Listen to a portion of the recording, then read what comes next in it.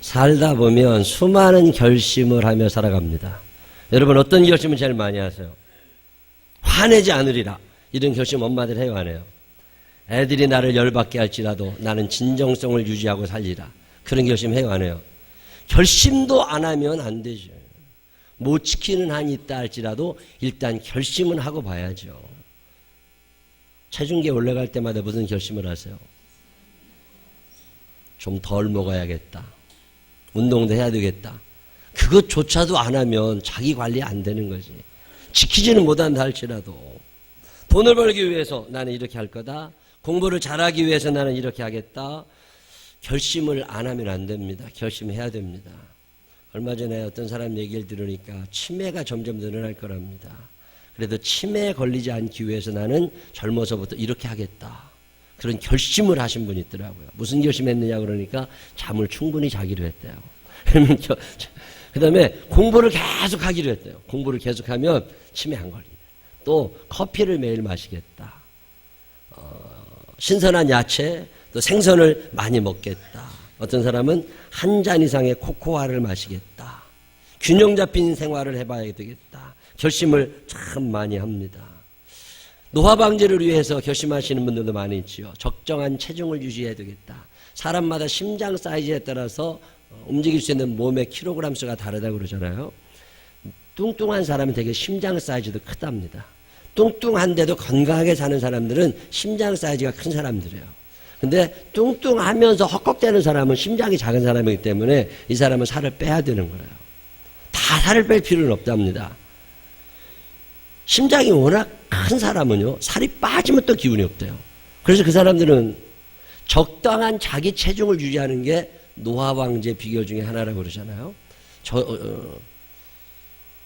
술 안 먹는 거, 담배 안 피는 거, 식사량 조절을 잘하는 거, 뷔페집에 가서도 절제가 잘 되는 사람들은 노화방지가 쉽답니다.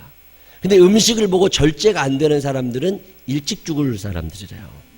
그러니까 성경에 있는 말씀대로 식욕이 동하거든 내 목에 칼을 대고서라도 그 음식을 거절할 수 있어야, 그래야 노화 방지가 쉽답니다.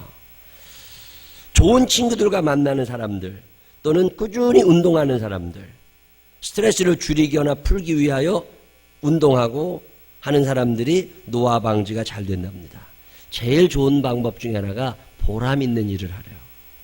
보람 있는 일을 하고 그 일에 시간과 물질을 쏟게 되면 사람이 안 늙는답니다. 근데 억지로 끌려가는 인생은 힘들대요. 그래서 여러분이 인생을 살면서 행복하게 살기 위한 수많은 결심을 여러분들이 해오셨을 겁니다. 혹시나 여러분들 중에 이런 결심 해보신 분 있으세요? 내 평생 효도하며 살겠다. 참 이 결심 안 해요. 왜 인간이 그 모양밖에 안 될까? 가장 필요한 결심 중에 하나가 우리 부모님 살아계실 때 내가 효도하며 살아야 되겠다. 매일 전화드리고 자주 찾아가 뵙고 내가 한 달에 한 30만 원씩 어머니 통장에 넣어드려야 되겠다. 철따라 옷을 한 번씩 해드리거나 양말이라도 하나씩 사드려야 되겠다. 이런 결심 한 번이라도 한 사람 있으면 손 한 번 들어봐. 아무도 없잖아. 살 뺄 결심 해본 사람 손 들어보라면 다 들을걸. 자기를 위한 결심은 수도 없이 하지만 부모님을 어떻게 하겠다는 결심은 거의 안 합니다. 틀려먹은 사람들이죠. 동시에 내가 신앙생활을 잘 해봐야 되겠다. 내가 하나님 앞에 하나님의 형상 닮은 사람처럼 예수 이름을 닮아가는 삶을 살아가야 되겠다. 이런 결심하는 사람 거의 없습니다.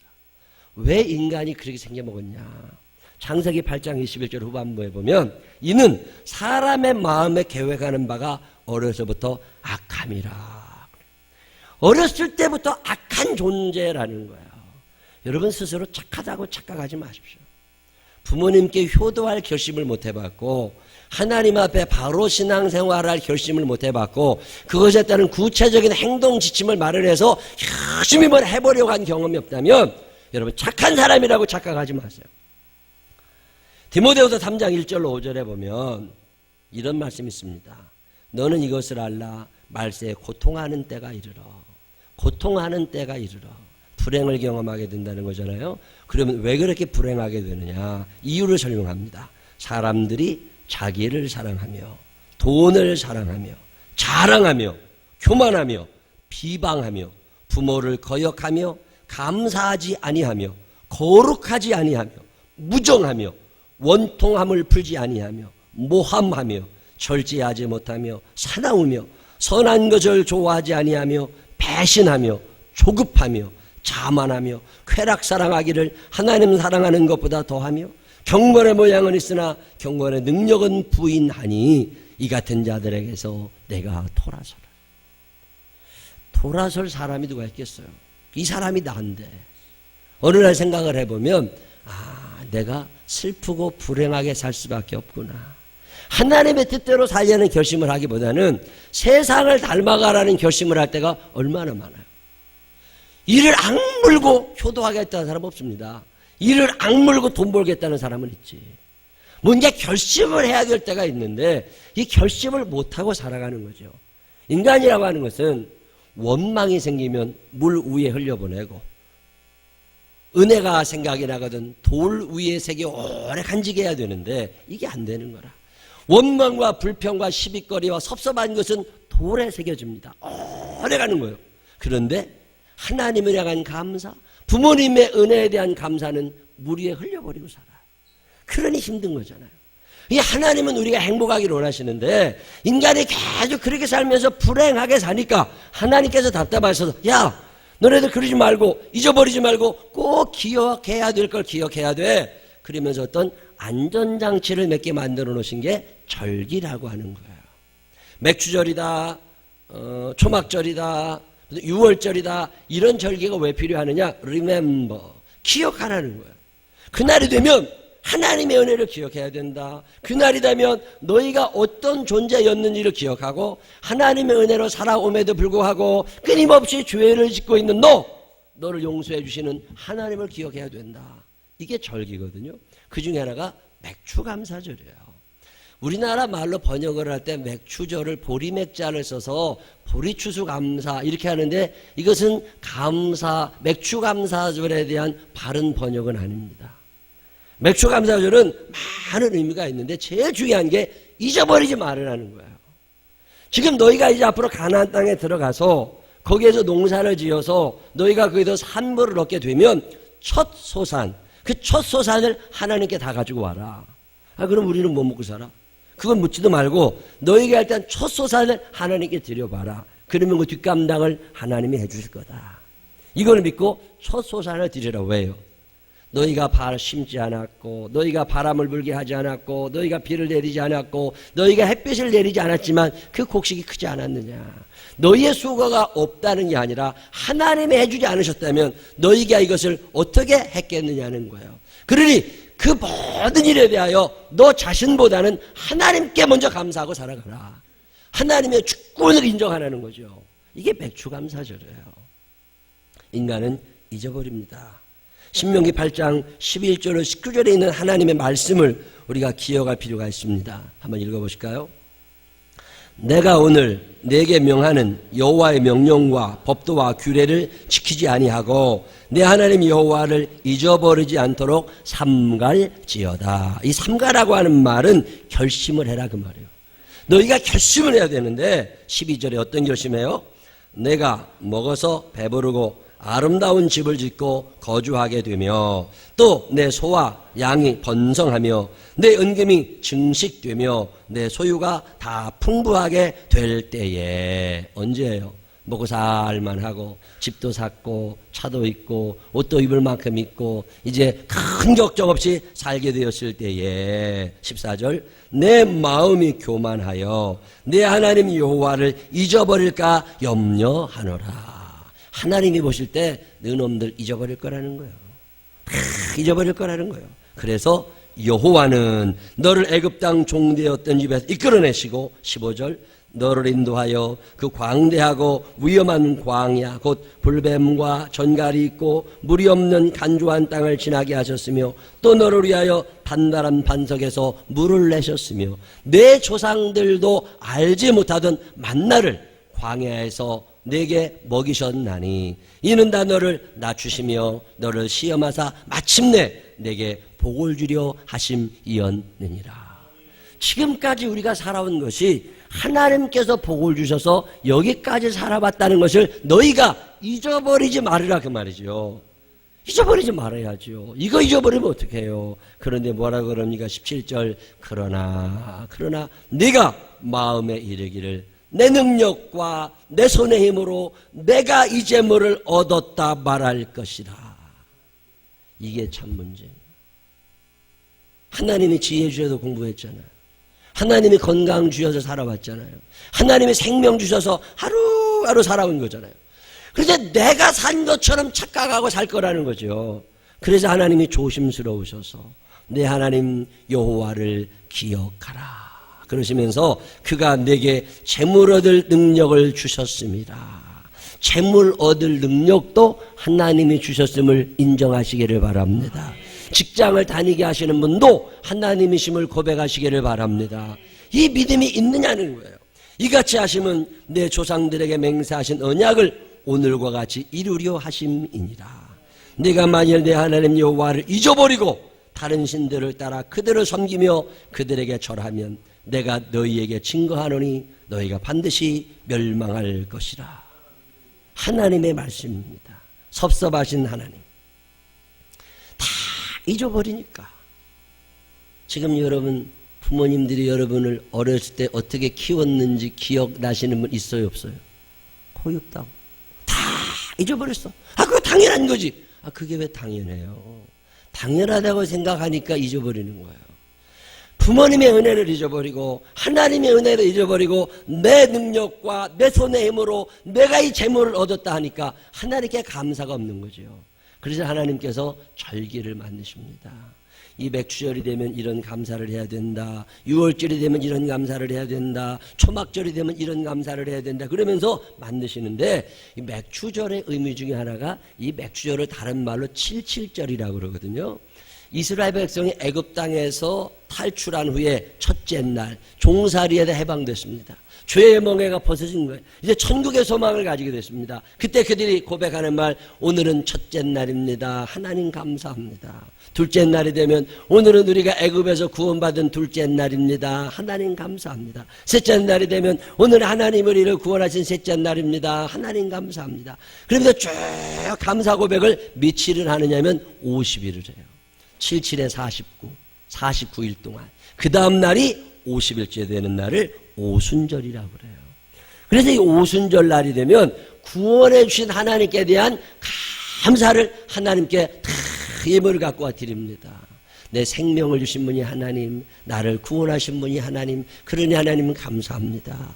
그리고 또 그날은 율법이 내려온 날입니다. 하나님의 말씀이 임한 날이에요. 그래가지고 율법을 주시고 하나님 말씀을 주셔서 우리들이 어떻게 살아갈지 삶의 길을 정해주셔서 감사합니다 이거예요.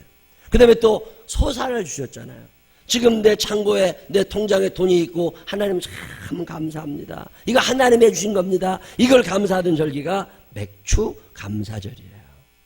하나님은 우리가 하나님의 은혜를 기억하기를 원하십니다. 신명기 16장 3절 후반부에 봐도 너의 평생에 항상 네가 애굽 땅에서 나온 날을 기억할 것이니라 그럽니다. 잊어버리면 안 돼요. 잊어버릴 걸 잊어버려야지. 그 은혜를 잊어버리잖아요. 지금 역사 교육을 안 시키고 역사를 잊어버리니까 위아래도 없어지고 다 자기 마음대로 살아가는 거잖아요. 하나님이 여러분을 얼마나 사랑하셔서 지금껏 나의 생을 인도해 주셨고 앞으로도 나의 생을 어떻게 인도하실 것인가 잊어버리면 안 된다는 거잖아요. 그래서 잠언 3장 9절로 10절은 말씀합니다. 내 재물과 내 소산물의 처음 익은 열매로 여호와를 공경하라. 하나님이 해주셨잖니. 그러니 너 하나님에게 그거 공경해야 돼. 그리하면 내 창고가 가득히 차고 내 포도즙 틀에 새 포도즙이 넘치리라. 하나님 앞에 감사를 표현하며 살게 되시기를 바랍니다. 넘어가려고 그러지 마세요. 얼렁뚱땅 넘어가려고 그러지 마세요. 아이들이 엄마 아빠에게 고맙다는 말 안 하잖아요. 혼내세요. 그래서 고맙다고 얘기하라고 하세요. 얼렁뚱땅 넘어가실 일이 아닙니다. 고마운 건 고마운 거지. 우리 딸한테 내가 용돈 보내줄 때마다 얼마나 큰 소리 치는데 너 내가 안 보내주면 어떻게 되는 줄 알아? 그러니까 고맙다고 그래. 학비를 보내줄 때는요, 더 큰 소리 쳐도 돼요. 지난주에 어떤 분이 제 사무실에 또 오셨어요. 빵을 하나 사들고 오셨어요. 그래서 왜 그런가 그랬더니 우물과 두레박 있잖아요. 우리 교회에 나오는 책. 그 우물과 두레박 읽어봤는데 첫 페이지에 목사님이 감사는 표현될 때 완성된다고 그렇게 썼대. 근데 목사님 참 감사하다고 그동안 이런 게 감사하다고 빵을 하나 사갖고 오셨어. 감사는 표현해야 되는 거라고. 너무 감사했어요. 딱 한 사람이 있었어. 감사는요, 표현할 때 완성이 되는 거예요. 표현하지 않으면 그건 완성된 게 아니라 미완성입니다. 지난번에 장로교회 중견 목사님들 3분 식사를 같이 한 적이 있습니다. 근데 그 목사님 중에 한 분이 식사하시다 그래요. 자기 요즘에 감사의물을 드릴 때마다 너무 죄송하대. 매주 감사의물을 드리는데 옛날엔 안 그랬는데 요즘엔 감사의물 드리려고 그러면 하나님께 너무 죄송하대. 이거밖에 안 드려도 되나 이런 생각이 든대요. 그리고 그 옆에 있던 목사님도 자기도 그랬대. 요즘에 하나님의 은혜가 너무 크고 감사하게 느껴진대. 과거에도 그런 은혜는 있었어. 근데 그때는 그냥 잊어버리고 살았는데 이제 나이가 들고 60이 다 되고 이러니까 야, 하나님 참 감사하다. 그래서 감사의 물을 들을 때마다 너무 죄송하다 그래서 조금 덜 드리려고 그러는데 그 얘기를 들었는데 저도 그러잖아요. 제가요, 하나님 은혜 너무 감사해서 매일 10,000원씩 일주일에 70,000원 감사의 물을 꼭 드리거든요. 근데 얼마 전부터 너무 작다는 생각이 드는 거예요. 이거밖에 안 드려서 되나. 하나님이 내게 주시는 사랑은 너무 큰데. 그래가지고 올릴까 말까 고민하고 있었는데 그 목사님들 얘기를 들어보니까 올려야 될 것 같아. 그래가지고 하루를 그렇다고 12,000원 칠 수 없잖아요. 20,000원으로 해야지. 20,000원으로 하려고 보니까 27에 14, 일주일에 140,000원이야. 너무 아까운 거야 또. 그래서 어떻게 해야 되나 그러다가 에이씨 그래도 하나님이 주셨으니까 지금 뭐 살아왔고 하나님이 함께 하셔서 내가 사는 거고 앞으로도 하나님이 함께 해주셔야 사는데 이거 하나님께 드리자. 그래서 마음에 오늘부터 매주마다 140,000원씩 감사의 물을 드려야지 그런 결심을 하고 어제 그렇게 헌금에다가 그렇게 했어요. 근데요 이런 생각이 드는 거예요. 이게 처음에는요 이거 이렇게 많은데 생각이 들었는데 막상 드리고 나면요 이거밖에 안 드려 어떻게 하지? 이런 생각이 들 때가 있어요.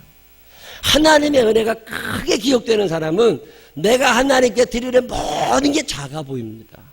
근데 내가 큰 사람들은 하나님께 드리는 모든 게 엄청 커 보이고 아까워 보이는 거야. 지난주에 어떤 목사님 만났더니 그분이 그래. 맥주감사주의를 지난주에 지켰는데 자기 맥주감사주의를 헌금을 얼마 할까 고민하다가 하나님의 은혜가 생각이 났대요. 그래서 야 이번 주에 맥주감사가 200,000원을 해야 되겠다. 그래서 그분 넉넉한 분들이 아닙니다. 저나 다 비슷하게 사시는 분들인데 200,000원을 드려야지. 그리고서 마음 먹고 사모님한테 얘기했대요. 나 이번에 맥주감사 헌금 200,000원 드리려고 그런다. 그래서 좀 잘했다고 그럴 줄 알았는데 그 사모님이 그러더래. 목사가 돼가지고 그거밖에 안 해서 어떻게 하느냐고. 그러면 당신이 돈 내놓으라고 그랬더니 돈은 없대. 그러면서 말은 그래도 300,000원을 해야지. 그러고 얘기를 하더래요. 그래서 결국은 자기 마음대로 자기 것 했대. 옛날에도 그런 적이 되고 사모님이.